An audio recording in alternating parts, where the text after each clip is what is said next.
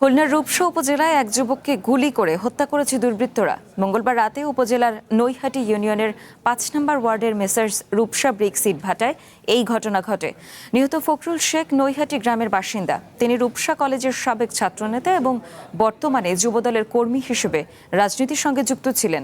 রূপসা থানার ওসি আব্দুর রাজ্জাক মীর বলেন, messrs Rupsa bricks ইটভাটাটি ফখরুলদের। বিভিন্ন সময় ভাটায় চুরির ঘটনা ঘটায়। নিরাপত্তার জন্য মাঝে মধ্যেই রাতে সেখানে পাহারার দায়িত্ব পালন করতেন তিনি। রাতেও তিনি ইটভাটার ভেতরে অবস্থান করছিলেন। এ সময় কয়েকজন দুর্বৃত্ত ইটভাটার ভেতরে প্রবেশ করে ফখরুলকে গুলি করে পালিয়ে যায়। খুলনা যুবদল কর্মীকে গুলি করে হত্যার ঘটনায় বিস্তারিত জানাতে আমাদের সাথে যুক্ত হচ্ছেন সহকর্মী সোহেল মাহমুদ। সোহেল, কারা তাকে হত্যা করেছে এই বিষয়ে কিছু কি জানতে পেরেছেন, আর প্রশাসন কি বলছেন, আমাদেরকে বিস্তারিত জানাবেন।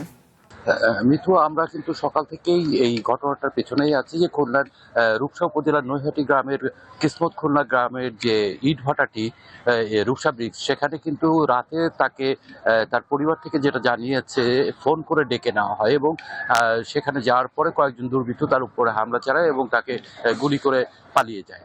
তো এখানকার যে ফখরুলের যে বড় ভাই রয়েছেন, ওনার সঙ্গে আমার কথা হয়েছিল। উনি যেটা বলেছেন যে ব্যক্তিগতভাবে তার সঙ্গে কারো কোনো শত্রুতা ছিল বলে তার জানা নেই।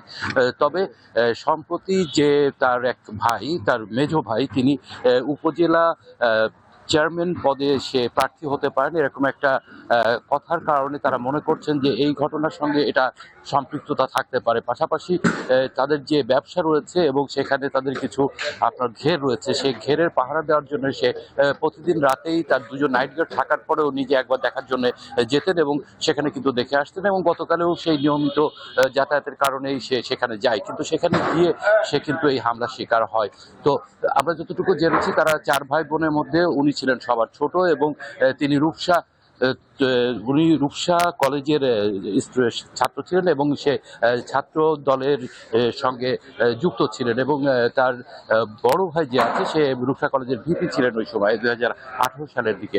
এবং তার পরিবারের পক্ষ থেকে যেটা বলা হচ্ছে যে এই ঘটনার সঙ্গে যারা জড়িত তারা কিন্তু সরকারি দলের না বিরোধী দলে তারা জানেন না। তারা বলছেন যে দুষ্কৃতকারীরা যেই হোক না কেন তাদের বিচার কিন্তু তারা দাবি করেছেন এবং তারা বলছেন যে বিগত সরকার আমলে তারা কিন্তু বিভিন্ন ধরনের নির্যাতনের শিকার হলেও তারা কিন্তু এই মৃত্যুর মতো ঘটনার কাছে পৌঁছাননি। এবং এখানকার যে প্রশাসন রয়েছে, পুলিশ প্রশাসন, তারা বলছে ইতিমধ্যে তারা কিন্তু এই ঘটনার সঙ্গে জড়িত দুজন নাইট গার্ড ছিল, তার মধ্যে একজনকে তারা খুঁজছে, যিনি পালিয়ে গেছেন বলে জানা গেছে। তো এই ছিল খুলনা থেকে যুবদল কর্মী হত্যার বিষয়ে সর্বশেষ পরিস্থিতি। মৃত। ধন্যবাদ আপনাকে সোহেল। দর্শক, আমরা এখন দেখছিলাম খুলনায় যুবদল কর্মীকে গুলি করে হত্যার ঘটনায় বিস্তারিত জানাচ্ছিলেন আমাদের সহকর্মী।